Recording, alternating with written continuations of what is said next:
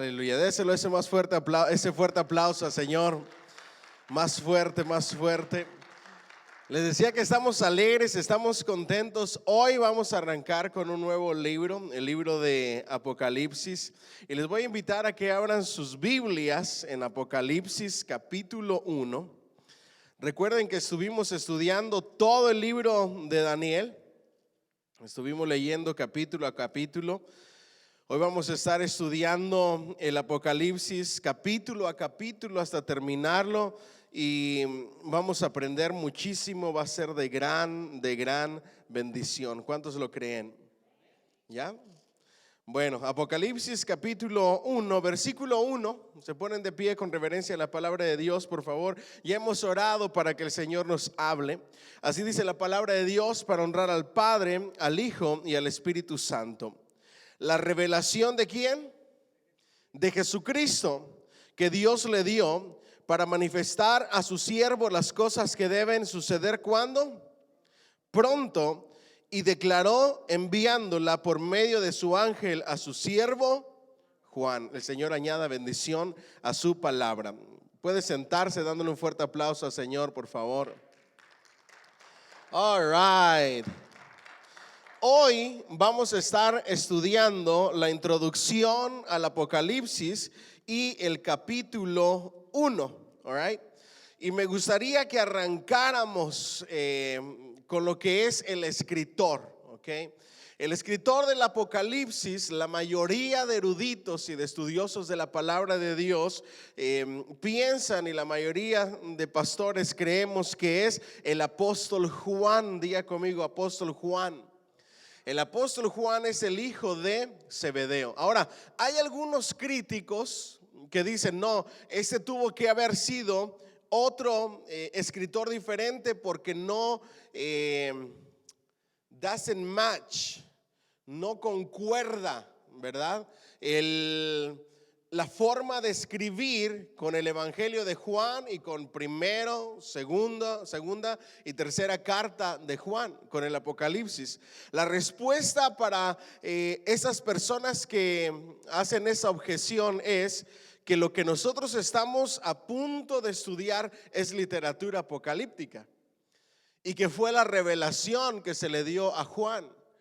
Y que por tanto hay muchas cosas literales, hay muchas cosas simbólicas, y es lógico que por causa de la clase de literatura, por ser profecía, por ser revelación y por ser dada como revelación a través de un ángel, no va a coincidir exactamente con la forma de escribir del apóstol. ¿Me siguen hasta aquí? Entonces, por ahí es que queremos empezar. Después de ahí también deberíamos de trazar la fecha. La fecha que la mayoría coinciden es de entre el 81 al 96 después de Cristo. Es la fecha en que se escribió.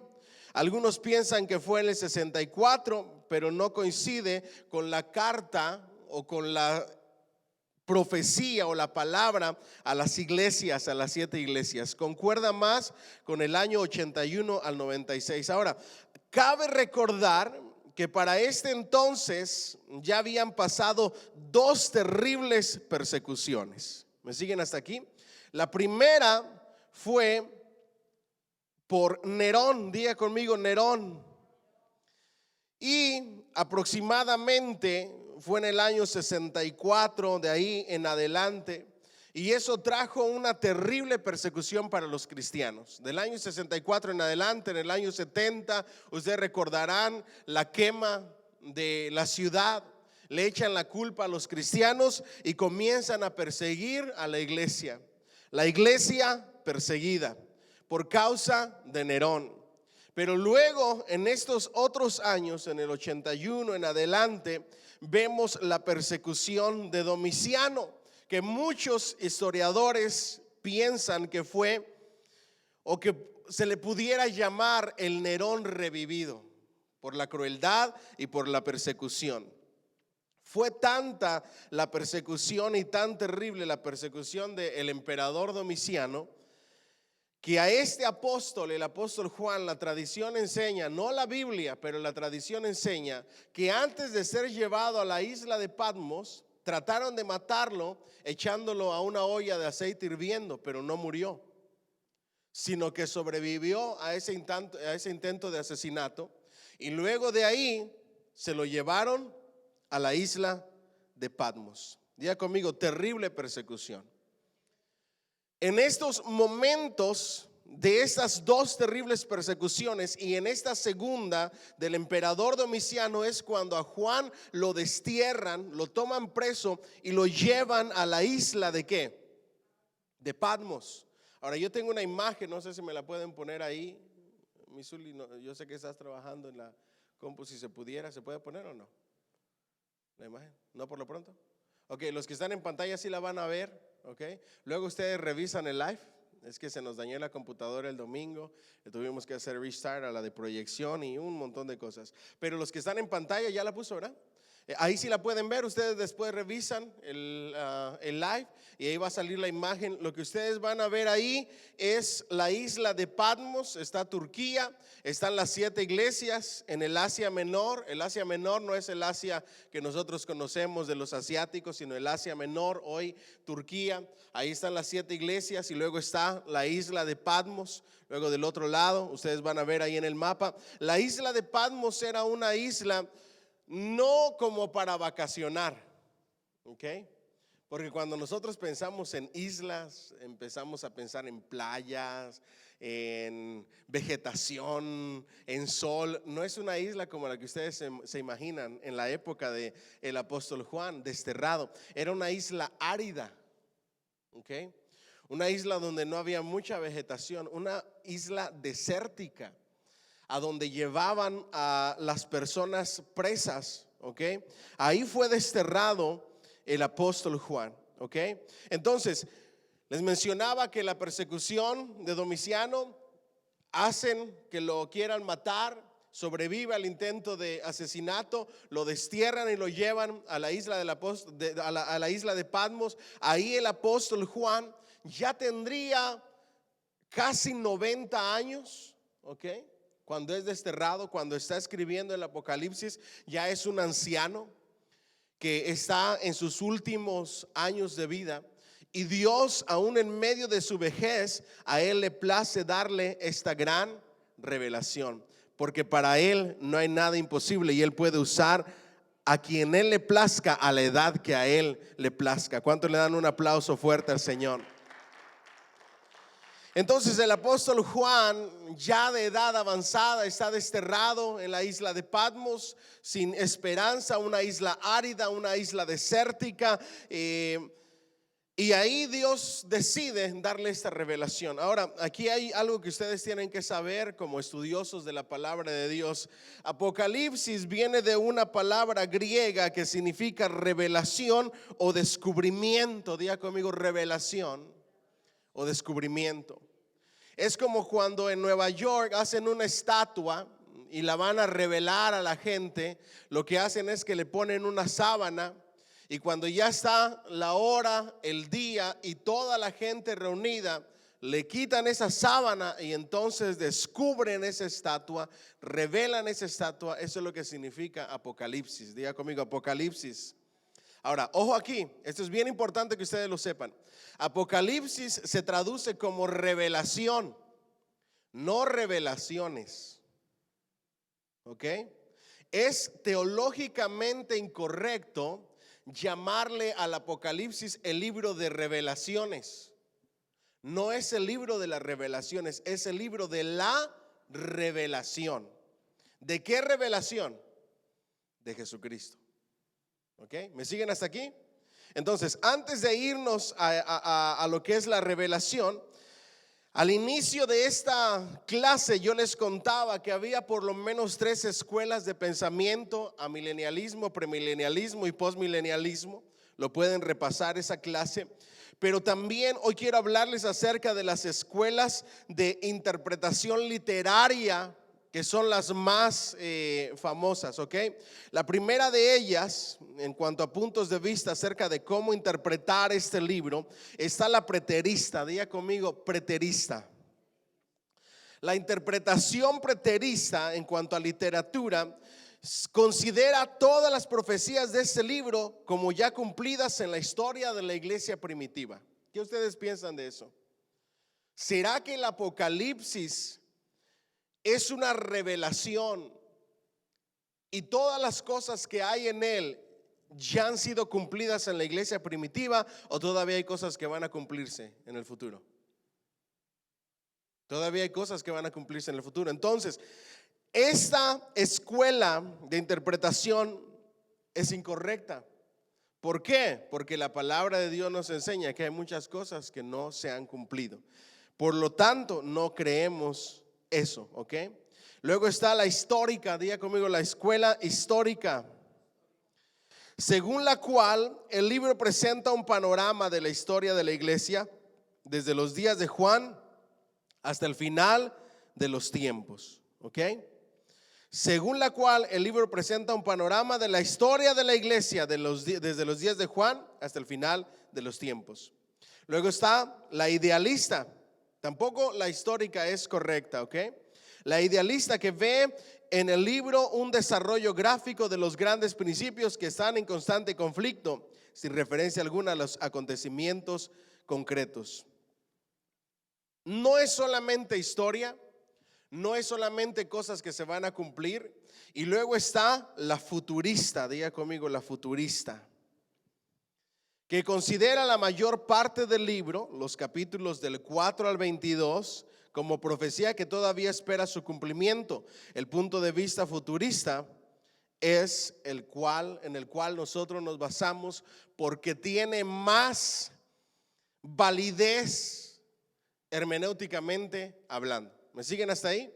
Entonces diga conmigo, nosotros somos futuristas, ¿ok?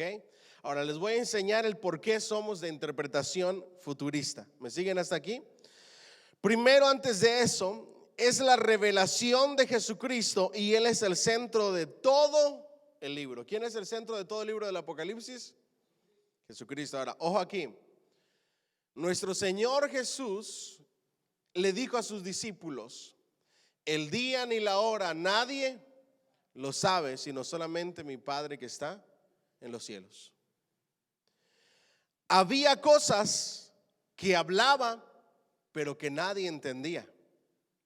Y en los evangelios nosotros vemos muchas cosas proféticas de nuestro Señor Jesucristo.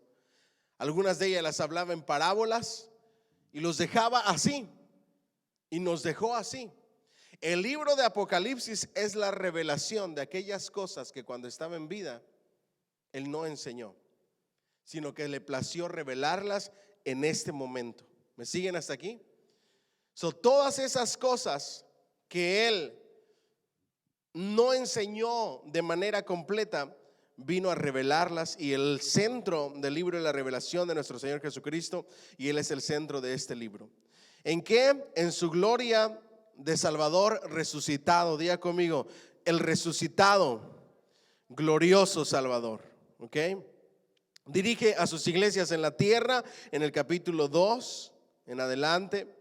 Luego los juicios del futuro, los periodos o el periodo de los 7 años de tribulación, el despliegue de la ira del Cordero, el reino milenial, etcétera, etcétera. El bosquejo del libro, ojo aquí, esto es bien importante. Hay gente que por no seguir el bosquejo del apóstol Juan en este libro anda diciendo cada barbaridad, sacando pasajes fuera de su lugar. El apóstol Juan nos da el bosquejo del libro. ¿Me siguen hasta aquí? Primero él dice las cosas que son. Diga conmigo, las cosas que son. ¿Ok?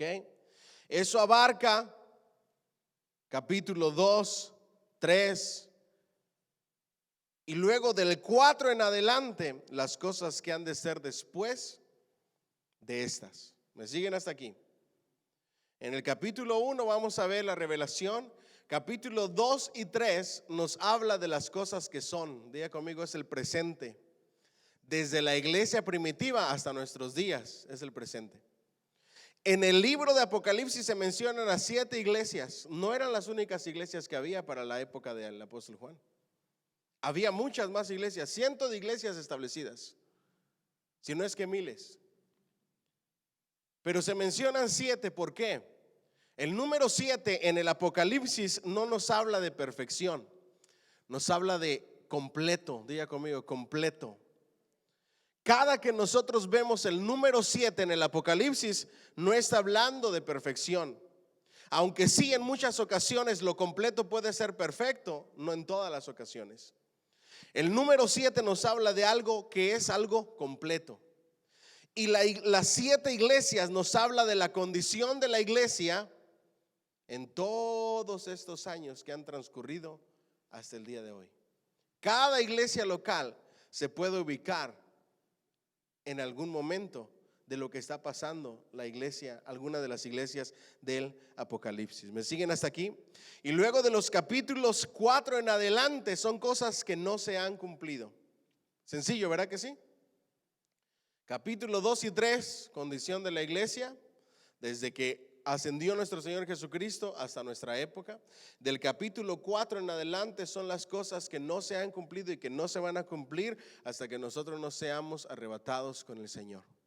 Cualquier predicador que les digan que vamos en la 6ª trompeta y que vamos en el 5º sello y que vamos en el 2º sello, no sabe interpretar la palabra de Dios, ¿ok? Del capítulo 4 en adelante no se ha cumplido absolutamente nada. Eso está en espera para la tribulación, esos 7 años. ¿Me siguen hasta aquí? Bueno, vamos a sus libros. Ya les expliqué cada uno de estos, el bosquejo del Apocalipsis, conclusión, datos importantes. El autor, Juan, el amado apóstol del Señor, a quien le escribió a las 7 iglesias de Asia Menor, a los creyentes de todo el mundo. Texto áureo: vengo pronto, aférrate a lo que tienes para que nadie tome tu corona. Estamos en la página 73. Tipo de literatura: Apocalipsis se escribió en forma apocalíptica, un tipo de literatura que usa símbolos e imágenes para comunicar esperanza en medio de la persecución. ¿Ok? ¿Vamos bien hasta ahí? Ahora, muy importante esto. En el Apocalipsis vemos 2 clases de literatura. Diga conmigo, literatura literal, que así como lo estás leyendo así es, y otra literatura que es simbólica. La mayoría de símbolos están explicados en el mismo libro, ¿ok?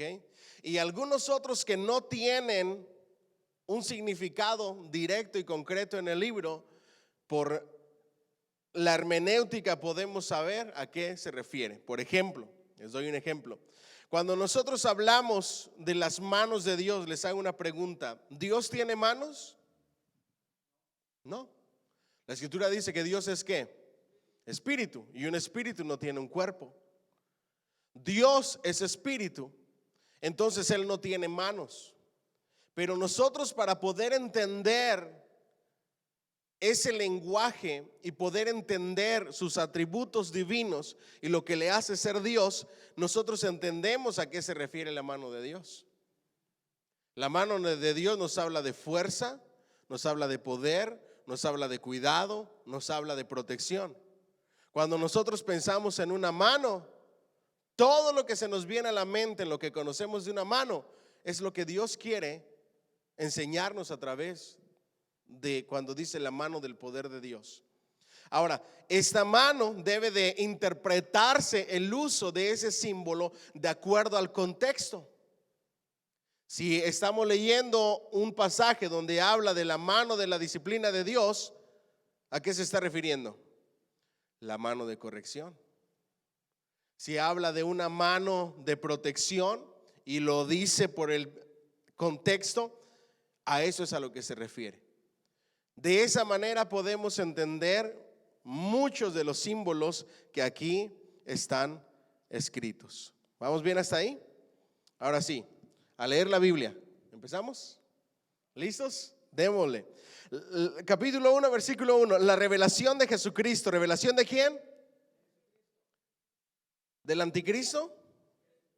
¿De Satanás? No. ¿De quién? De Jesucristo. No malentienda. Aunque se nos habla y se nos muestra el anticristo, Satanás, el falso profeta, no es la revelación de ellos. Ellos no son el tema principal. El tema principal es el Cristo glorificado y resucitado que va a tomar su gobierno literal aquí en la tierra y que va a lanzar el juicio sobre los rebeldes. Diga conmigo, la gloria de Cristo. Cuando vino Cristo en su primera venida, ¿cómo vino? Como hombre, como siervo, humillándose a lo sumo, el que se despojó de aquello que le hacía mayor, colgando sus atributos de Dios sin dejar de ser Dios. Ahora viene como quien realmente es. Esa es la revelación de Jesucristo, en todo su esplendor y en toda su gloria. ¿Vamos bien hasta ahí? Que Dios le dio para manifestar a su siervo las cosas que deben suceder. ¿Cuándo? Pronto. Diga conmigo, que deben suceder pronto. Traducido al pie de la letra, en breve. Diga conmigo, en breve. Ojo aquí, no malentienda este pronto a que van a suceder de ya, que ya va a suceder. No, sino que cuando empiecen a suceder, van a empezar a suceder y todo esto se va a ir pronto, se va a ir cumpliendo rápidamente. Por eso, por esta mala interpretación es que el apóstol Pedro escribió. Hay algunos en la iglesia que tienen como tardanza el regreso de nuestro Señor Jesucristo. Ese pronto no se refiere a que Él ya viene pronto. De hecho, hubo algunas personas que escucharon de esto y que decidieron y que dijeron, Cristo ya viene, así es que mejor vamos a esperarlo, no trabajemos, no hagamos nada porque Él viene pronto. No se refiere a ese pronto, ¿ok?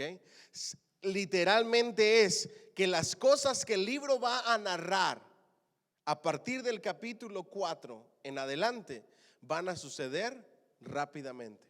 ¿Cuánto le va a tomar para que todo esto suceda? Apenas 7 años. ¿Me siguen hasta aquí?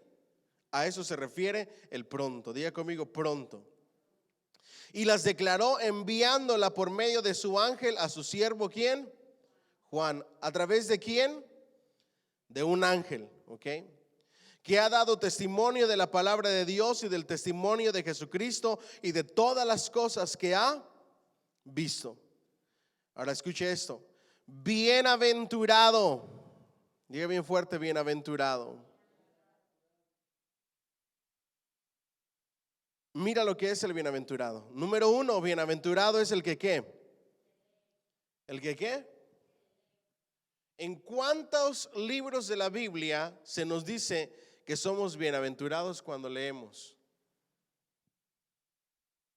Vemos muchas bienaventuranzas. De hecho, en el Sermón del Monte vemos el sermón de las bienaventuranzas. Pero este es el único libro donde se nos dice bienaventurado el que ¿qué? El que lee el Apocalipsis. ¿Y a cuántos les gusta leer el Apocalipsis? ¿Verdad? Muchos se llenan de miedo, se llenan de temor, no quieren saber nada, porque honestamente nos confronta a que nos pongamos pilas, porque el Señor viene en breve. Retén lo que tienes para que ninguno tome tu corona. Bienaventurado, ¿ok? El que lee, ¿y qué más? Y los que oyen las palabras de esta profecía. Una doble bienaventuranza. Ahora pudiéramos aplicarlo, bienaventurado el que lee, el que estudia para dar una clase como esta, y bienaventurado los estudiantes que se toman el tiempo de escuchar las enseñanzas de este gran libro que es el Apocalipsis. Diga conmigo, qué bendición. Tanto para el maestro como para el estudiante. Aquel que se detiene un momento para escuchar las enseñanzas del libro del Apocalipsis, de estas profecías, el Señor le llama bienaventurado. ¿Cuánto le dan un fuerte aplauso al Señor, por favor? ¿Vamos bien? Entonces les dije, el número 7, algo completo, algo cumplido. Lo vemos mucho en este libro. Los que oyen las palabras de esa profecía, ¿y qué más? Y guardan las cosas en ella escritas, porque el tiempo está. ¿Cuántos quieren la triple bendición? La triple bienaventuranza. Bienaventurados los que oyen, también los que leen, los que oyen y los que guardan. ¿Qué significa guardar estas palabras? Retenerlas, obedecerlas, vivirlas. Bienaventurados los obedientes, bienaventurados los que leen, bienaventurados y bendecidos los que escuchan, y bendecidos y bienaventurados los que ponen en práctica y guardan todo lo que en este libro está escrito. Porque el tiempo está cerca. ¿El tiempo está qué? Cerca. Vuelvo y le repito, de lo que nos estamos perdiendo por no estudiar y guardar las palabras de este libro. Versículo 4. Juan, a las 7 iglesias que están en Asia, gracia y paz a vosotros, del que es y que era y que ha de venir, y de los 7 espíritus que están delante de su trono. Diga conmigo, 7 espíritus nos habla de algo completo, nos habla de algo cumplido. ¿Vamos bien hasta ahí? No es que sean literalmente 7 espíritus, sino de lo completo. ¿Vamos bien? Y de Jesucristo, el testigo fiel, el primogénito de los muertos. Me gustaría detenerme ahí en estas palabras que dicen: el que es, diga conmigo, del que es. Él todavía es. Su mano de poder no se ha cortado. Él sigue el mismo, sigue siendo el mismo de ayer, de hoy, y lo será por siempre, porque Él está vivo. Él resucitó al tercer día. ¿Cuánto le dan un fuerte aplauso al Señor? Él es el que era desde la eternidad. Diga conmigo, Él era desde la eternidad. Él no tiene principio, Él no tiene fin. Él es desde la eternidad. Nuestro Señor Jesucristo es Dios, del que es, del que era y del que ha de venir. Él viene pronto. Y de Jesucristo, el testigo fiel, el primogénito de los muertos y el soberano de los reyes de la tierra. ¿Me siguen hasta ahí? Al que nos amó y nos lavó de nuestros pecados, ¿con qué? Vaya recordatorio. Diga conmigo, al que nos amó. El primogénito de los muertos, nuestro Señor Jesucristo resucitado, el que nos amó de una manera tan grande que entregó su vida por amor a nosotros, que sufrió el oprobio, que sufrió la vergüenza, que sufrió las humillaciones, que sufrió la peor de las muertes que nunca antes se ha visto. No solamente la crueldad de la muerte, de la crucifixión, sino la vergüenza, la maldición del maldito todo aquel que es colgado en un madero. Las injusticias que vivió, porque nada se llevó conforme a la ley. Ese fue su amor. Diga conmigo, el que nos amó y nos lavó de nuestros pecados con su sangre. ¿Cuánto le dan un fuerte aplauso al Señor, por favor? Diga conmigo, nos lavó con su sangre. Ese primogénito de los muertos, el primero en recibir un cuerpo resucitado y glorificado, completamente inmortal. Nos amó, nos limpió de nuestros pecados. ¿Con qué? Con su bendita sangre. Diga conmigo, con su sangre nos lavó. Ahora yo le pregunto, ¿cuánto vale la sangre de Cristo? ¿Cuánto vale la sangre de Jesús? Con su sangre nos lavó de nuestros pecados. dándonos así salvación y vida eterna. ¿Y nos hizo qué? Reyes y sacerdotes para Dios su Padre. A Él sea la gloria e imperio por los siglos de los siglos. Amén. Denle un fuerte aplauso al Señor, por favor. Dile al que está a tu lado, ¿por qué?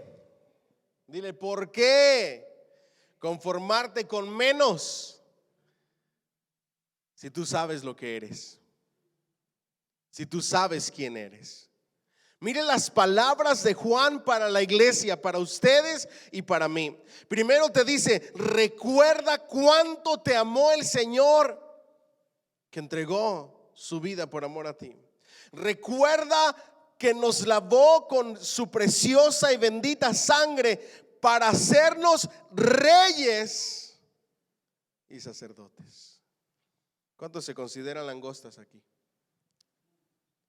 ¿Se acuerda de la expresión de los espías? Somos como langostas para ellos, nos van a aplastar.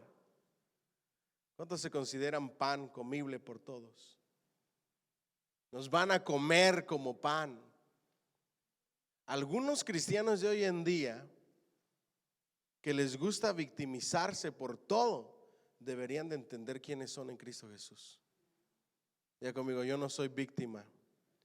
Yo soy amado, lavado con la sangre de Cristo. Soy rey, reina y sacerdote para Dios, su Padre. Yo le hubiera dado un fuerte aplauso al Señor. ¿No se la cree? ¿Cuántos lo creen? Eres rey y eres sacerdote. Eres hijo, eres hija de Dios. He aquí que viene con las nubes y todo ojo le verá. Y los que le traspasaron y todos los linajes de la tierra harán lamentación por él. Sí, amén. Mira lo que dice. Yo soy el alfa y el omega. Diga conmigo, alfa y la omega. Las letras primeras y la última del alfabeto griego. Yo soy el alfa y el omega. Y luego, ¿qué dice? El principio y fin, dice el Señor, el que es y que era y que ha de venir, el todopoderoso. Diga conmigo, el todopoderoso, el Dios de lo imposible, el que todo lo puede. Dele un fuerte aplauso al Señor. Ahora aquí quiero explicarle algo. La palabra de Dios nos está enseñando y nos está recordando quiénes somos en Cristo, ¿ok? Pero también nos está enseñando quién es Él, para que no se nos olvide. Y también nos está recordando que Él viene pronto. Tres cosas que debemos de tener en mente. ¿Quiénes somos nosotros en Cristo? Diga conmigo, reyes y sacerdotes, nación santa, pueblo adquirido por Dios para anunciar las virtudes de aquel que nos llamó de las tinieblas a su luz admirable. Diga conmigo, cabeza y no cola. Los que van por delante y no por atrás. ¿Me siguen hasta aquí? Los que van primero. Esos somos en Cristo, los amados, los lavados con la sangre del Cordero.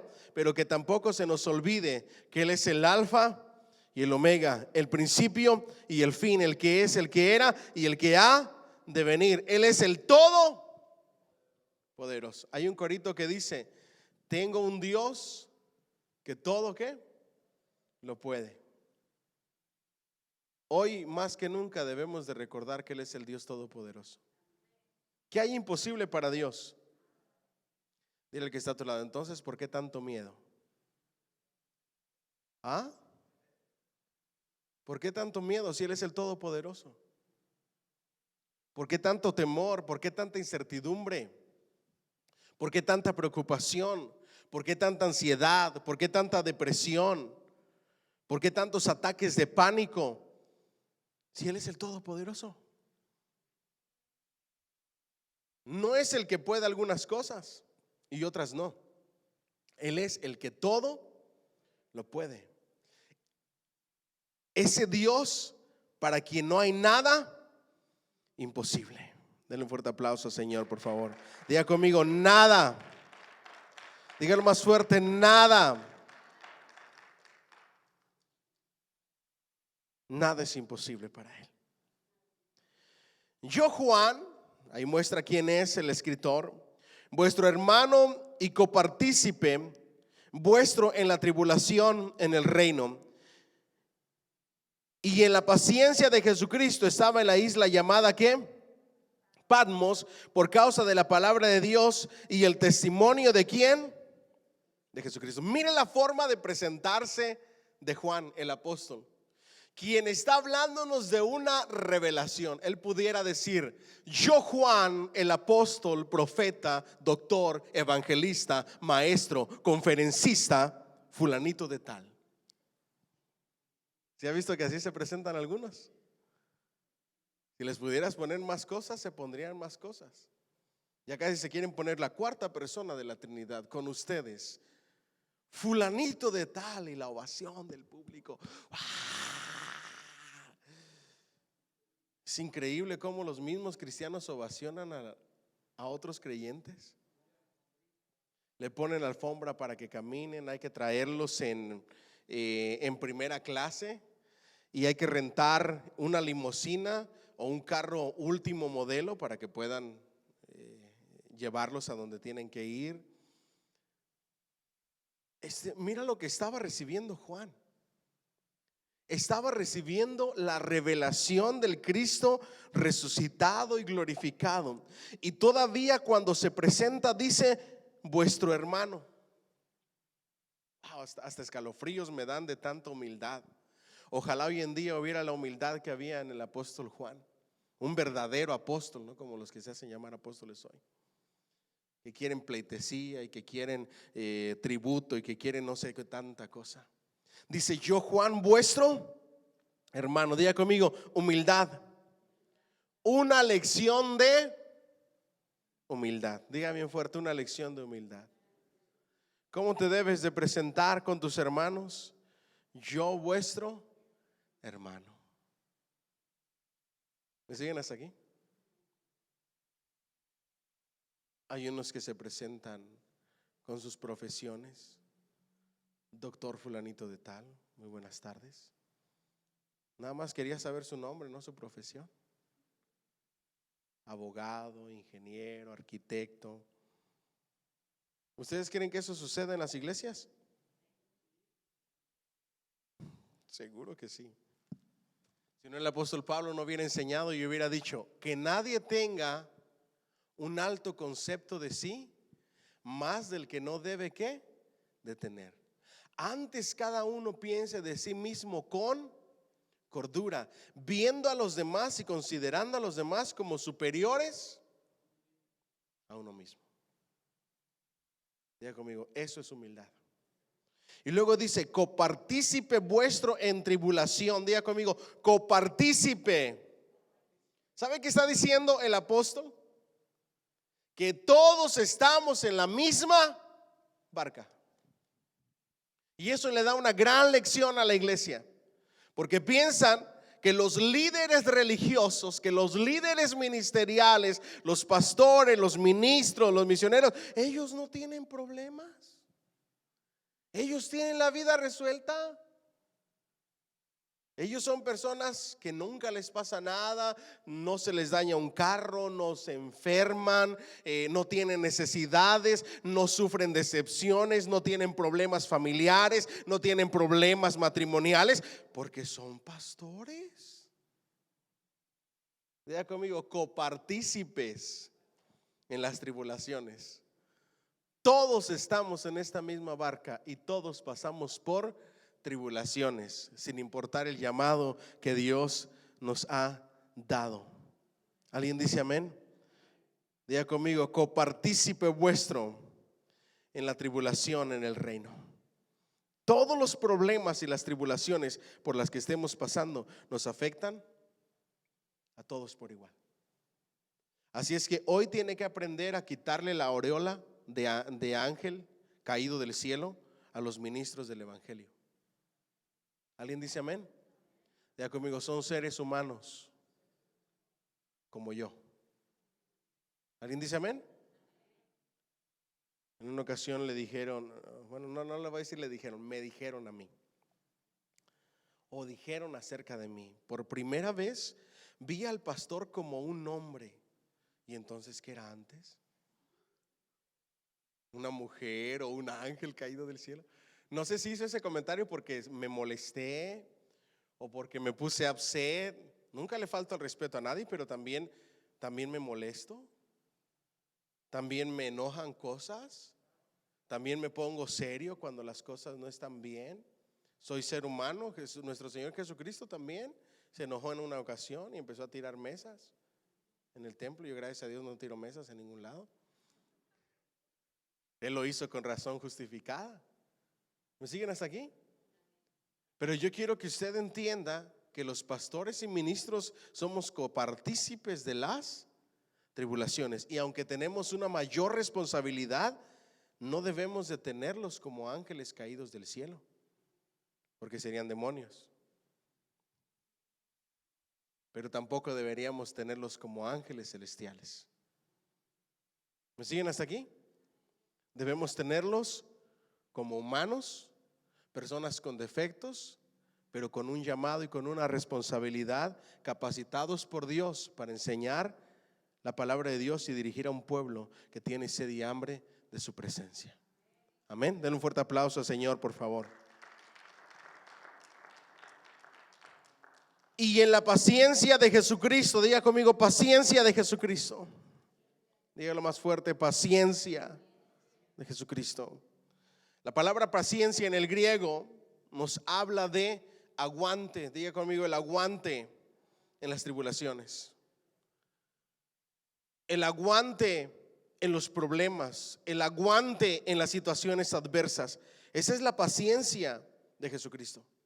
El aguante a pesar de todo lo que estaba viviendo el apóstol Juan. Lo habían desterrado. Ahora piensen esto, por favor. Hoy Dios nos llama para que le sigamos a Él, pero nosotros no tenemos que dejar familia, esposa e hijos. Los apóstoles, cuando nuestro Señor Jesucristo los llamó, les dijo claramente: el Hijo del Hombre no tiene ni dónde recostar su cabeza. Y les estoy diciendo, síganme. Pero el seguirme significa que no tenemos un lugar donde estar. Y que no vamos a estar en un solo lugar, porque vamos a ir a predicar las buenas nuevas, el evangelio del reino a diferentes lugares. Y vamos a andar caminando. Y no te vas a llevar esposa, no te vas a llevar hijos, no te vas a llevar absolutamente nada. Ahí se requiere valentía. Por eso, aunque muchos critican a Pedro, Pedro tiene más cosas que halagarse que criticarse. Lo único que le criticamos son dos cosas, por ser humano. Y son totalmente válidas, que a cualquiera le pudo haber pasado. El caminar en el agua y luego dudar, pero caminó. Yo ni siquiera caminaría. Es más, a lo mejor ni siquiera lo intentaba. ¿Me siguen hasta aquí? Y la otra, el negar a Jesús. Sentido de sobrevivencia, que todo ser humano lo tenemos. Pero lo dejó todo. Dejó esposa, dejó suegra. Quizá dejarle a la suegra era fácil, pero antes de dejarla la sanó Jesús. ¿Cierto o no? Para que no se quedara preocupado por la suegra. Yo estoy seguro que a Pedro le preocupaba a su suegra, porque antes de irse con Jesús en el ministerio por su llamado, la sanó. Ajá, ¿para qué? Para que estuviera bien tranquilo Pedro en los viajes. ¿Me siguen hasta aquí? Lo abandonaron y lo dejaron todo. Dejaron economía, dejaron esposa, en el caso de Pedro, suegra, familiares, amigos, comodidad del hogar. Lo dejaron y lo abandonaron todo. Esta es la persona quien nos habla, que por largos años, por seguir a Jesús, ahora estaba desterrado en una isla. Fue el último de los apóstoles en morir y murió por causas naturales. ya viejo en una isla, nos escribe y nos dice: tengan en cuenta la paciencia de Jesucristo. Wow, es extraordinario. Mira que no se queja. Él pudo haber dicho: yo, Juan, aquí triste, cabizbajo, sin agua, sin ropa, en una isla árida, perseguido, con las marcas de las persecuciones, y se pudo haber victimizado. Él dijo: no, el aguante en las tribulaciones, porque tengo una esperanza gloriosa, porque todo lo que está en esta vida es efímero, es pasajero, es temporal, se va. Pero lo que verdaderamente vale la pena es el lugar a donde yo voy cuando yo muera. Denle un fuerte aplauso, Señor, por favor. Dile al que está a tu lado: no te aferres y aguanta. Dile al que está a tu lado: paciente, paciente, paciente, aguanta, aguanta las tribulaciones, aguanta las tristezas, aguanta los problemas, aguanta las situaciones, aguanta la persecución, aguanta, aguanta, sé paciente. Y en la paciencia de Jesucristo estaba en la isla llamada Patmos por causa de la palabra de Dios y el testimonio de ¿quién? El apóstol Pedro escribió: bienaventurados cuando por causa de Cristo sean vituperados, perseguidos, maltratados y humillados. Yo estaba en el Espíritu, diga conmigo, en el Espíritu, en el día del Señor. En el Espíritu nos habla de un éxtasis espiritual. Diga conmigo: éxtasis espiritual. ¿Saben cuándo uno puede decir que está en el Espíritu? Nosotros podemos experimentarlo los días domingos, o usted lo puede experimentar en su casa cuando usted está pasando un tiempo de búsqueda de Dios, cuando está orando, buscando al Señor, y de repente empieza a sentir la presencia de Dios. La presencia de Dios empieza a fluir, la palabra de Dios comienza a llegar a su mente, a su corazón. Diga conmigo: éxtasis espiritual. ¿En el día de quién? Del Señor. ¿Cuál es el día del Señor? El primer día de la semana, el día domingo. Ahora, aquí cabe mencionar algo bien importante. El día del Señor se le comenzó a llamar así al día domingo para distinguirse del día de reposo. La iglesia comenzó a reunirse en el día domingo, en el primer día de la semana, y a ese día se le llamaba el día del Señor. ¿Vamos bien hasta ahí? Vamos adelante entonces. Estaba en el Espíritu en el día del Señor, y oí detrás de mí una gran voz como de trompeta que decía: yo soy el Alfa y la Omega, el primero y el último. Escribe en un libro lo que ves y envíalo a las 7 iglesias que están en Asia: a Éfeso, Esmirna, Pérgamo, Tiatira, Sardis, Filadelfia y la Odisea. Diga conmigo: escribe en un libro y envíalo. Son tan importantes el capítulo 2 y el capítulo 3 para la iglesia del día de hoy, que el mismo Señor Jesucristo dice: escribe este mensaje y dáselo a la iglesia. ¿Me siguen hasta aquí? Por eso las próximas clases son tan importantes. ¿Por qué querrá nuestro Señor Jesucristo que sepamos este mensaje de las 7 iglesias? Recuerden, cada iglesia ha pasado o pasará por la condición de una de ellas en determinado momento de la vida de la iglesia. Y me volví para ver la voz que hablaba conmigo, y vuelto vi 7 candeleros ¿de qué? De oro, y en medio de los 7 candeleros a uno semejante al Hijo del Hombre, vestido de una ropa que llegaba ¿hasta dónde? Hasta los pies, y ceñido por el pecho con un cinto de oro. Su cabeza y sus cabellos eran blancos como blanca lana, como nieve sus ojos, como blanca lana, como nieve, sus ojos como llama de fuego, y sus pies semejantes al bronce bruñido, refulgente como en un horno, y su voz como un estruendo de muchas aguas. Tenía en su diestra 7 estrellas, de su boca salía una espada aguda de 2 filos, y su rostro era como el sol cuando resplandece en su fuerza. Cuando le vi, caí como muerto. ¿A dónde? A sus pies.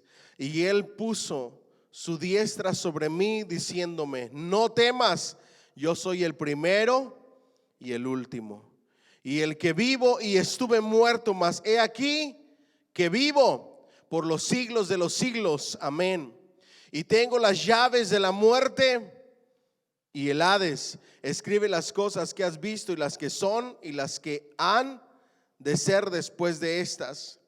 El misterio de las 7 estrellas que has visto en mi diestra, y de los 7 candeleros de oro. Las 7 estrellas son los que ángeles de las 7 iglesias, y los 7 candeleros que has visto son las 7 iglesias. O sea, ahora, ¿quiénes son los 7 ángeles de las 7 iglesias? Los pastores. ¿Ok? Mira que muchos de los simbolismos los interpreta el mismo libro.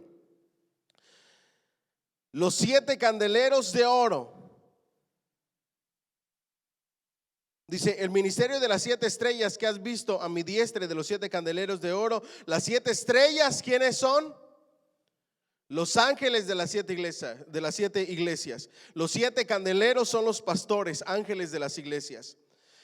Y los 7 candeleros que has visto son las 7 ¿qué? Iglesias. ¿Me siguen hasta ahí? Perfecto. Vámonos al libro entonces. Página 75. ¿Ya lo tienen ahí? El libro del Apocalipsis lo escribió el apóstol San Juan en el año 96 después de Cristo. Se encontraba en la isla de Patmos. El propósito del libro fue revelar el futuro de los cristianos y las cosas que habrían de suceder. Esta es la revelación de Jesucristo que Dios le dio para mostrar a sus siervos lo que sin demora tiene que suceder. Jesucristo envió su ángel para dar a conocer la revelación a su siervo Juan.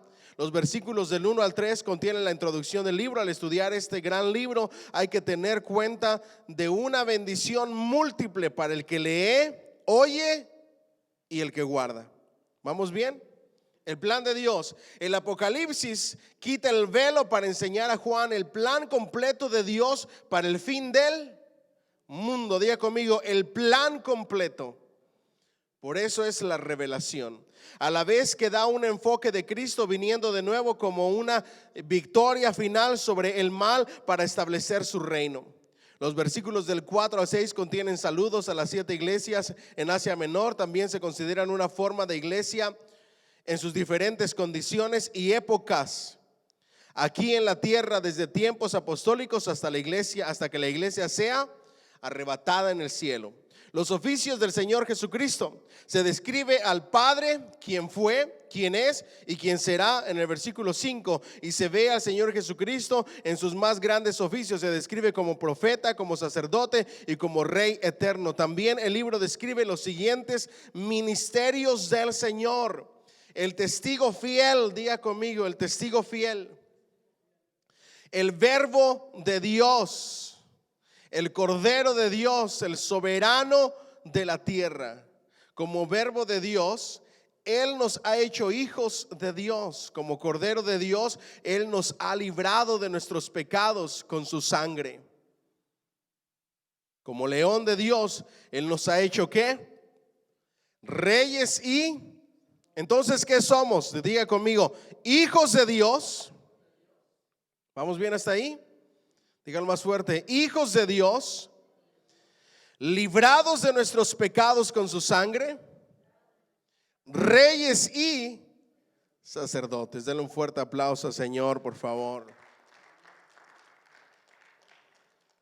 Nombre de Jesús. A través del Apocalipsis se encuentran un gran número de los nombres dados a Cristo. Estos describen su carácter vividamente y subrayan sus oficios dentro del plan de Dios. Los nombres de Jesús: Alfa y Omega, Señor Dios, poderoso, Hijo del hombre, el primero y el último, el que vive, Hijo de Dios, el testigo, el creador. La raíz de David, el Cordero, el Pastor, Cristo, fiel y verdadero, palabra de Dios, Rey de reyes, Señor de señores y la estrella de la mañana. La venida de Cristo, en el versículo 7 se anuncia la segunda venida de Cristo, su regreso a la tierra, como lo profetizó Zacarías 12:10 y 14:4. El versículo 9 es una reseña de la tribulación que se levantó durante el tiempo de la iglesia primitiva. La visión de un juez, los versículos del 9 al 20 describen que Juan vio la visión más grande que ojos humanos jamás vieron, la visión del Hijo del hombre glorificado en medio de los 7 candeleros de oro. Juan no vio a Jesús en su oficio y trabajo de un juez como tal. Él volverá a la tierra por segunda vez después que acabe su oficio y trabajo de sumo sacerdote, antes que él tome su oficio de rey y soberano. Su majestad divina, vestido de una túnica que llegaba hasta los pies y ceñido con una banda de oro a la altura del pecho. Se ve vestido de sumo sacerdote y rey, como se describe Éxodo 28 y Zacarías 6:12 y 13. Diga conmigo, vestido como sumo sacerdote y rey. Entonces, ¿qué significa la túnica larga y el cinturón de oro que le ciñe en el pecho? Es la vestimenta del sumo sacerdote y la vestimenta de un rey. Él es para nosotros el Rey de reyes y Señor de señores y el sumo sacerdote. ¿Cuánto le dan un fuerte aplauso al Señor, por favor? En el versículo 14 se dice: su cabellera lucía blanca como la lana, como la nieve. Esto significa su dignidad como el anciano de Dios. Diga conmigo, dignidad, santidad de Dios como el anciano de Dios, de Daniel 7, 9, 10, 13, 14 y 22. El versículo 14 también nos dice que sus ojos eran como llamas de ¿qué? De fuego. Y significa su poder escudriñador de los corazones. Este es un atributo que solo es dado a la deidad. Diga conmigo, ojos de fuego. De manera simbólica significa o representa que Jesús tiene el poder para verlo todo, para escudriñarlo todo, aún lo más profundo del corazón. Para Él no hay nada oculto, ni los más profundos pensamientos. Ya conmigo, wow. Nos está recordando quién es el Cristo resucitado. Un Dios que es Rey de reyes, Señor y señores, un Cristo que es sumo sacerdote, un Cristo lleno de santidad y de dignidad, que tiene ojos de fuego, que todo lo ve, todo lo escudriña hasta lo más profundo del corazón. Sus pies parecían como bronce al rojo vivo, y su voz era tan fuerte como el estruendo de una catarata. Diga conmigo, de muchas aguas. Diga conmigo, catarata. Estas dos características que se le dan al Señor aquí se refieren a su autoridad para ejecutar juicio sobre todos los que se oponen a su reino. Diga conmigo, autoridad para ejecutar juicio. ¿Vamos bien hasta ahí? Autoridad y fuerza. Por eso dice que sus pies como de bronce bruñido. ¿Dónde está la fuerza al pelear? En los pies. Autoridad para ejercer juicio. La boca para ejercer juicio. 7 estrellas en el versículo 16 representan 7 pastores de las 7 ¿qué?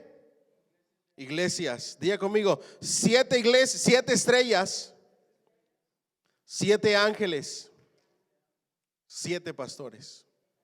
¿Cómo les llama Jesucristo a los pastores? Estrellas y ángeles. Ojo aquí, esto es para conocimiento. ¿Cuántos se recuerdan de ese pasaje que ha traído mucha controversia entre las denominaciones, que habla sobre la mujer que use velo y que en lugar de velo le ha sido dado el cabello, etcétera, etcétera, y que habla de peinados, habla del decoro, habla de muchas cosas. Y luego dice, esto por causa de ¿quiénes? De los ángeles. ¿A qué ángeles cree usted que se refiere? ¿Ángeles reales o a los pastores? A los pastores. No se refiere a ángeles que las mujeres de la iglesia con su indecencia o su falta de decoro van a andar enamorando a ángeles celestiales. No. Se pide el recato de las mujeres de la iglesia por causa de los ángeles, de los pastores de la iglesia. ¿Me siguen hasta aquí? Y ahí es donde hay que tener muchísimo cuidado. Yo he aprendido que amistad, por mucha amistad cercana que tengas con alguien, es mejor guardar tu distancia. He visto pastores que les encanta orar en el estómago de las mujeres. Y ahí bien cerquita está una parte que está muy peligrosa. No sé por qué dirán que en el estómago se encuentra no sé qué. Usted sabe todas las fábulas que hay. Y muchos ministran de esa manera. Yo prefiero ponerle la mano a alguien aquí en el hombro, con mucho cuidado, apenas con los deditos, ponerle la mano en la frente, tocarle la mano con mucho cuidado para evitar malas interpretaciones. A los hombres sí los apapacho, hasta masaje le doy cuando oro por ellos. Porque yo he sentido lo que es que alguien ore por ti, dándote una caricia llena de amor. Y el hombre se quebranta ahí, se siente fortalecido. Pero cuando se habla en ese pasaje, se habla por causa de los ángeles. Diga conmigo, los pastores. ¿Me siguen hasta aquí? Las estrellas, los pastores de las iglesias. Por eso hay que tener mucho cuidado y sobre todo ser cuidadosos. ¿Alguien dice amén? Por eso en nuestra iglesia ponemos mantitas. Los hombres por decoro se las ponen a los hombres, las mujeres a las mujeres. Nuestros sugieres tienen estrictamente prohibido en nuestra iglesia agarrar una mantita y ponérsela a una hermana. Imagínate, estamos tratando de que los hombres no vean algo que no tienen que ver, ni las mujeres vean algo que no tienen que ver, y llega el hombre y le pone la mantita. No. ¿Me siguen hasta aquí? Ahora, por santidad y por amor a Dios tampoco debemos de andar viendo cosas que no. ¿Me siguen hasta aquí? Y ahí entra un conjunto de todas las cosas. A las mujeres se les dice que todo se haga con decoro. Es lo único que Dios pide, decoro. That's it. No es una exigencia demasiado grande. No te dice que vengas como una monja. No te dice que traigas un velo puesto aquí que te tape y que nada más se vean los puros ojitos. ¿Se imaginan una iglesia así? Tampoco te pide que separes a un lado las mujeres y a otro lado a los hombres, aun cuando son pareja. No pide nada de eso. Lo único que pide es decoro. Amén. Que tengamos cuidado en eso por causa de los ángeles. Ángeles no se refiere a ángeles celestiales, sino a los pastores de las iglesias. ¿Vamos bien hasta ahí? All right. De su boca salía una aguda espada. Diga conmigo, espada aguda. Es una señal de ¿qué? De juicio para corregir a las iglesias. Diga conmigo, la espada es la palabra de Dios. Y esa espada aguda es una palabra de corrección para ¿quiénes? Diga conmigo, para mí. ¿A cuántos les encanta que Dios nos corrija y nos disciplina? A mí me gusta eso.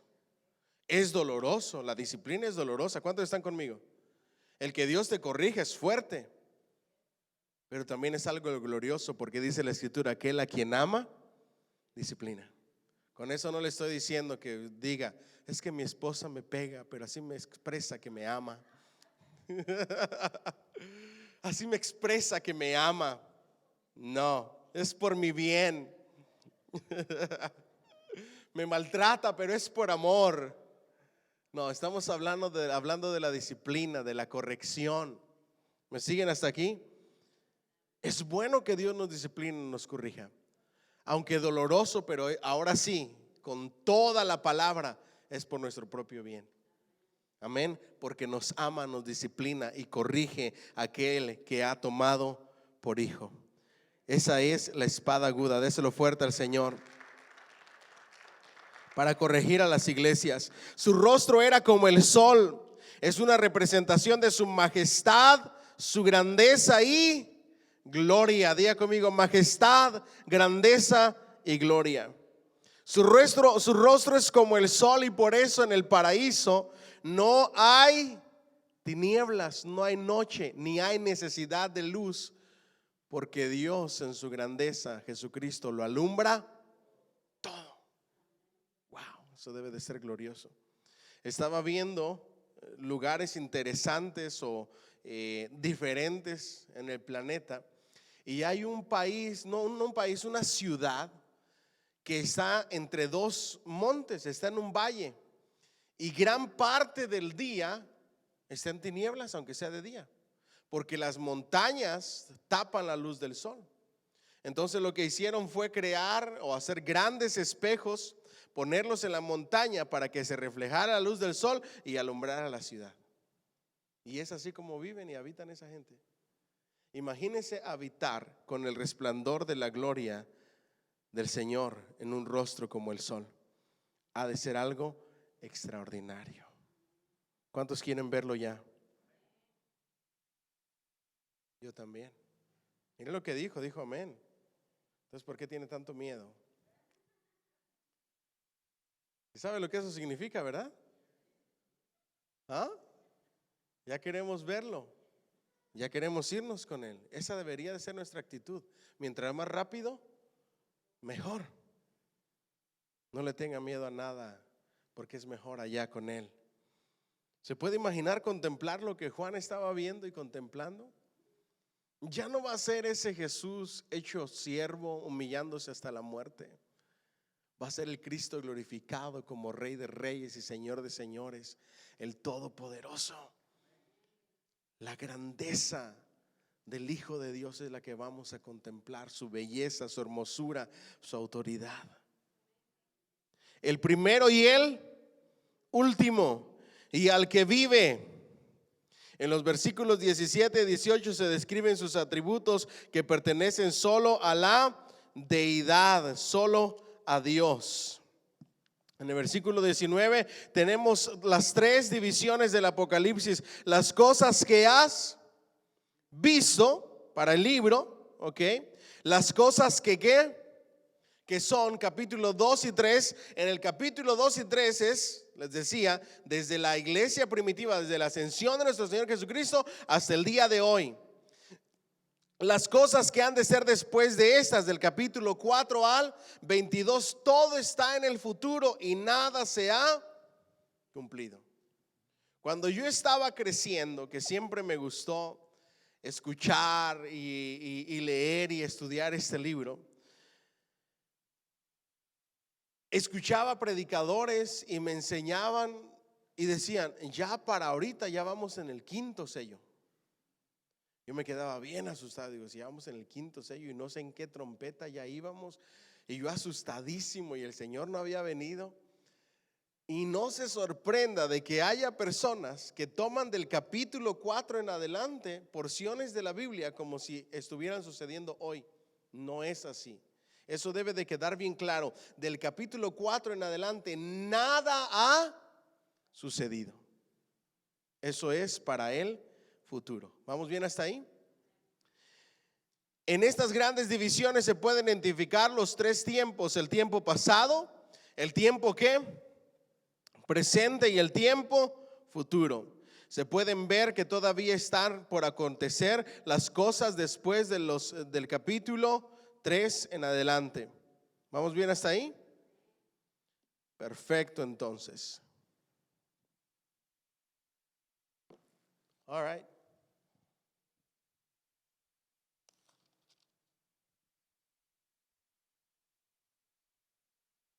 Se nos acabó el material, ¿qué hacemos? No, no se crea.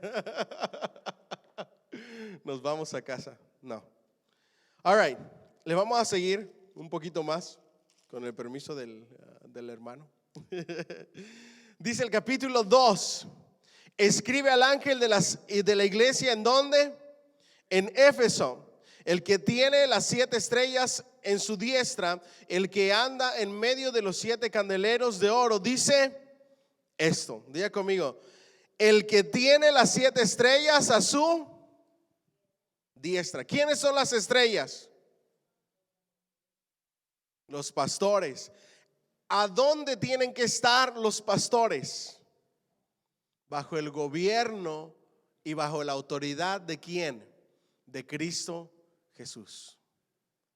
Porque no hay autoridad que no sea dada por ¿quién? Por el Señor Jesucristo. Todo pastor debemos de rendirle cuentas a ese Cristo resucitado y glorificado. ¿Me siguen hasta aquí? Ahora, hay muchos pastores como yo que no quisimos o no elegimos estar en esta posición. Dios nos llamó. Muchos como yo le huimos a este asunto. Y Dios nos trajo como Jonás, a punta de disciplina por andar huyendo. ¿Me siguen hasta aquí? Ahora, es importante saber que hoy en día el pastor o los pastores de las iglesias son personas perseguidas, personas criticadas, vistas mal, porque se nos olvida a nosotros de quién viene nuestra autoridad y a quién le vamos a dar cuentas. Y los pastores de las iglesias deberíamos de tener temor de Dios en nuestros corazones. ¿Alguien dice amén? Todos los días yo me levanto y le digo a Dios, Dios mío, ayúdame. Yo no elegí este llamado, tú me lo diste. Y no es algo fácil. Y necesito tu ayuda y dependo de ti. Y gracias a Dios que tú eres el dueño de todas las cosas, porque si por mi cuenta fuera, yo hubiera desmayado. Pero hoy nos recuerda a Dios, a los pastores y a la iglesia, que hay alguien que está con nosotros, que nunca nos ha dejado, que nunca nos ha abandonado y que tiene puestos sus ojos en nosotros. ¿Alguien dice amén? Denle un fuerte aplauso al Señor, por favor. Anoche no pude dormir casi, porque tenía una ocupación muy grande hoy, ministerial. Planeé desde ayer ir a la primera iglesia a tocar puertas, 12 Stone Church. Y no sabía si me iban a atender o no, cuál iba a ser el proceso. Yo iba a ir y fui al main office, ¿verdad? Y fui para allá y toda la noche, bueno, no toda la noche, pero no podía dormir porque estaba pensando qué les voy a decir, qué esto, qué lo otro, qué aquello. Y si me preguntan esto, les voy a decir esto. Yo haciendo todo mi plan mental. No podía dormir hasta que tuve que decidir por mi propia cuenta, entender lo que está diciendo el Apocalipsis. El dueño de las iglesias no son los pastores, es Cristo. ¿Alguien dice amén? El que se encarga de su iglesia es Cristo. El que suple todas las necesidades de su iglesia es Cristo. Luego me decepcioné cuando fui para allá, porque me dijeron, oh mira, llegué, les expuse todo. Nada más la secretaria hizo una llamada. ¿En qué campus estás interesado? Snellville, ok. Llamó a la secretaria del campus de Snellville, le comentó, la secretaria le dijo que le mandáramos un email, ok.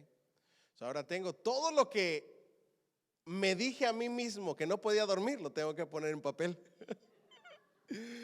Y todavía con la barrera del inglés tengo que agarrar a una jovencita de nuestra iglesia. Ni siquiera le he preguntado todavía, pero me tengo que sentar con ella, abrirle mi corazoncito para que ella le escriba en inglés, un inglés apropiado, porque se nos dificulta a mi esposa y a mí. Es la segunda lengua, no es nada fácil para poder hacer ese email. Y después de ahí, ya sea que nos den una cita o que nos den una respuesta.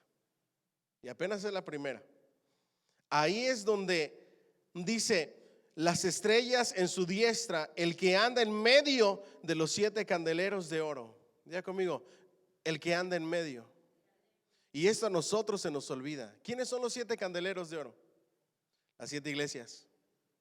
Diga conmigo, las iglesias. ¿Quién anda en medio de las iglesias? El Señor Jesucristo. Qué revelación tan grande. Denle un fuerte aplauso al Señor. Antes se nos había dicho que donde hubiera 2 o 3 reunidos en su nombre, ahí Él estaría, y que Él desciende en medio de la alabanza de su pueblo. Y todavía como que no lo creemos, aquí nos lo vuelve a reiterar y dice: yo me paseo y ando en medio de mi iglesia, de mis iglesias. ¿Y sabe qué es lo mejor? Que Él puede estar en todas las iglesias del mundo al mismo tiempo, porque Él es omnipresente. Cada que nos reunimos, haya 2 o 3 congregados en su nombre, ahora mismo Él se está paseando en medio nuestro. Y si nosotros fuéramos un poquito más conscientes de quién es el que se pasea por sus iglesias, le adoraríamos mejor,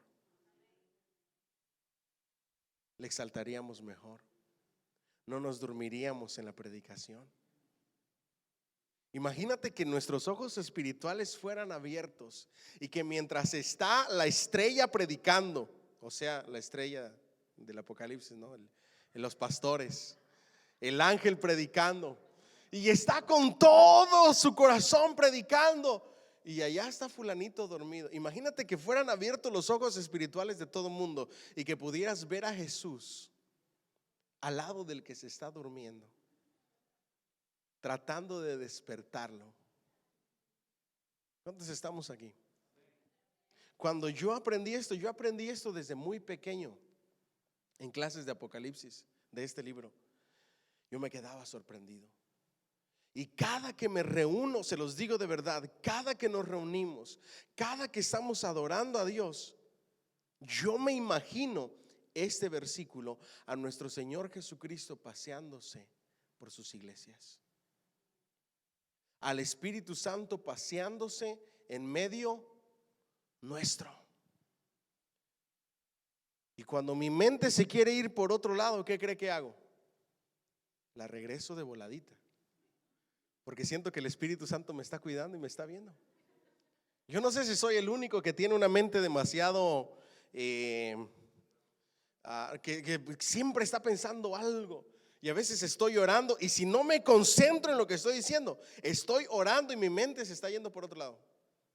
Hágate cuenta que estoy como en 2 carreteras al mismo tiempo. No sé si a ustedes les pasa o no, pero tienes que tener mucho cuidado y concentrarte y decir: el Espíritu Santo está aquí, Él me está escuchando, Él me está viendo. La forma en que canto, la forma en que alabo, la forma en que escucho, la forma en que aprendo, la palabra que guardo en mi corazón, la palabra que decido llevarme conmigo, absolutamente todo. ¿A quién le quiero hablar? ¿A quién no? ¿A quién quiero evitar? ¿A quién no? ¿Me siguen hasta aquí? Él todo lo ve y se pasea en medio de su iglesia. ¿Cuánto le dan un fuerte aplauso al Señor, por favor? Cuando veo estas cosas, yo sé que Dios tiene algo especial para nosotros. Él se hace cargo de todo. Diga conmigo: Él está con nosotros. Él está con su iglesia. Él nunca nos va a dejar. Él nunca nos va a desamparar. Puede que suframos, puede que pasemos por tribulaciones, por peligros, por hambres, por tribulación, angustia, desnudez, pero aún así Él está con nosotros. Y no nos da más cargas de las que no podemos soportar o resistir. ¿Cuánto le dan un fuerte aplauso al Señor, por favor?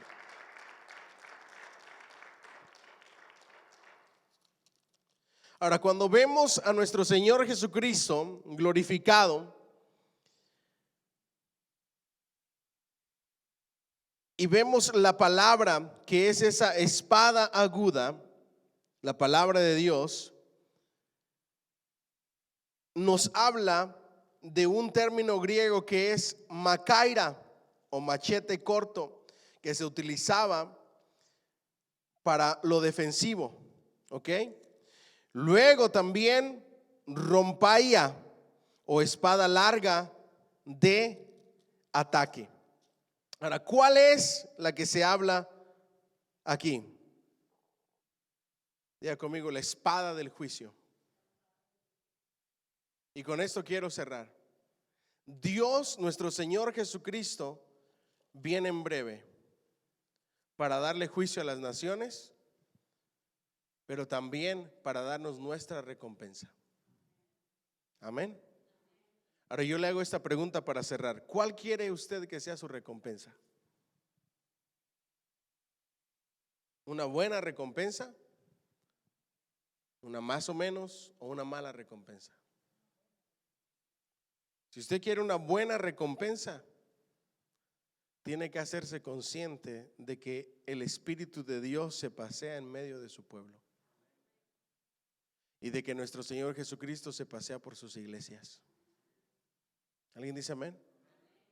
Cuando nosotros somos conscientes de eso, le vamos a servir, pero no con cualquier clase de servicio, sino con un servicio apasionado y de excelencia. No las cosas al aire se van. Amén. Cada que usted le sirva al Señor, acuérdese de quién lo está mirando. Dios te mira cómo pone los sobres, cómo acomoda las sillas, cómo agarra los cables, cómo limpia los baños. Dios te está mirando absolutamente todo. Y tenemos que ser conscientes de que todo lo que hacemos lo hacemos para el Señor. Si nosotros fuéramos más conscientes de eso, el servicio a Dios sería de más excelencia y no haríamos las cosas al ahí se va. ¿Me dicen amén? Tienes que saber que Él te está viendo cómo tú le sirves. Él te está viendo cómo tú le adoras. La reverencia y el respeto que hay cuando está predicándose su palabra. ¿Me siguen hasta aquí? Ahora, yo sé que a la iglesia van a venir gente conversa y gente inconversa, pero qué terrible es que en medio del mensaje la gente reciba llamadas y se salga a contestar allá afuera. Que lo haga un inconverso que no conoce del Señor, pasa, pero que lo haga un creyente, eso no está permitido. ¿Qué le estás diciendo al Señor? Que su palabra no es importante. Y mira que hay 3 esferas de importancia de la palabra. Diga conmigo: leer, escuchar y poner en práctica. El escuchar la palabra de Dios es tan importante que no puedes distraerte con nada. ¿Alguien dice amén?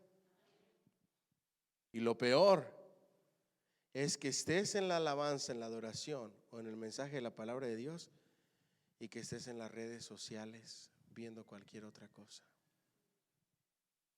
o sirviendo al Señor y en tu Facebook, en tu Instagram, revisando tus notificaciones. ¿Cuántos estamos aquí? Imagínense que yo llego a visitarlo, una suposición. Llego a visitarlo, a visitarla a usted, a visitarlo a usted a su casa. Llego, me siento, usted me ofrece un vasito con agua y luego empiezo a usar mi teléfono.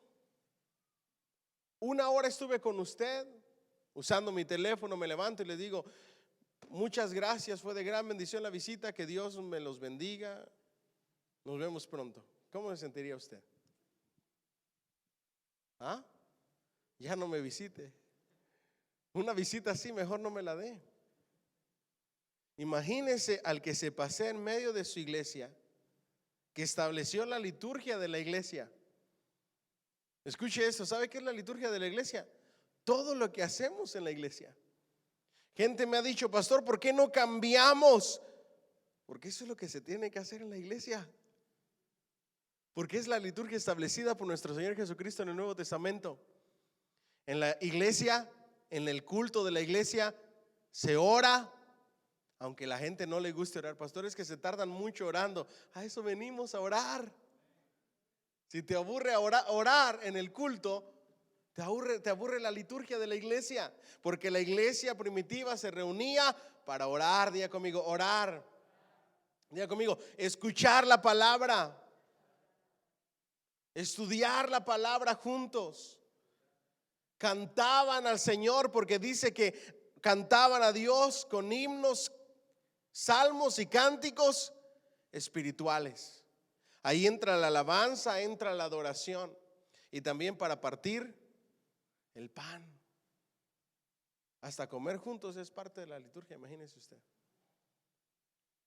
Para los que no les gusta convivir con otros, tenemos que hacerlo, es parte de la hermandad.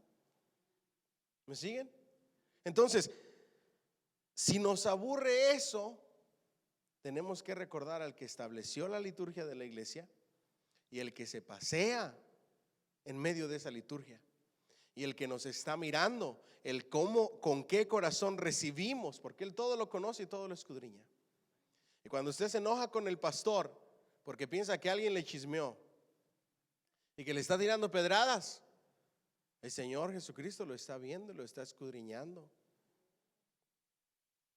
¿Me siguen hasta aquí? De todos podemos aprender nosotros. ¿Alguien dice amén? De todos. No importa que yo tenga un conocimiento más amplio que otra persona, hasta de un burro puedo aprender yo. ¿Usted sabe por qué hay tantas historias de animales en la Biblia? Porque hasta de ellos podemos aprender. Puedes aprender de la araña que habita en palacios de reyes, puedes aprender del águila, puedes aprender de las hormigas, de muchos animales en la Biblia. ¿Me siguen hasta aquí? Sansón con una quijada de un burro, imagínense cuántos mató. Alguien dice, imagínate qué hubiera hecho con un burro entero. Al profeta le tuvo que hablar una mula, porque no podía, no quería entender. ¿Me siguen hasta aquí? Tenemos que prestar atención a la palabra y tomar lo bueno, desechar lo malo. Tenemos que adorar en espíritu y en verdad. Tenemos que rendirnos al Señor. Tenemos que ser conscientes de que Él se pasea en medio de su iglesia, de que Él todo lo conoce, todo lo escudriña y sabe dónde están tus pensamientos mientras el predicador está hablando. Cuando yo salga voy a ir aquí, voy a ir acá, y te estás imaginando la carnita y lo que vas a comer y todo, y el predicador acá con la palabra y tu mente en otro lado, distraído, o en el teléfono revisando mensajes, revisando tus redes sociales, en las redes sociales. ¿Qué falta de respeto es eso? Recuerde esto: Él se pasea en medio de sus iglesias. El Espíritu Santo se pasea en medio de la iglesia. Él está viendo tu corazón, tu actitud, y escudriña tu corazón y tus pensamientos. Atiéndelo, porque Él es nuestro invitado especial en cada día de reunión. ¿Alguien dice amén? Déselo fuerte al Señor. Póngase de pie, por favor, si es tan amable. Esperamos que esta introducción al Apocalipsis haya sido de gran bendición. Arrancamos con el mensaje a las 7 iglesias la próxima clase, y de ahí vamos a ir interpretando capítulo por capítulo. Amén. Cierre sus ojos. Bendito Dios, te damos muchas gracias por la bendición que nos has dado de escudriñar tu palabra hoy.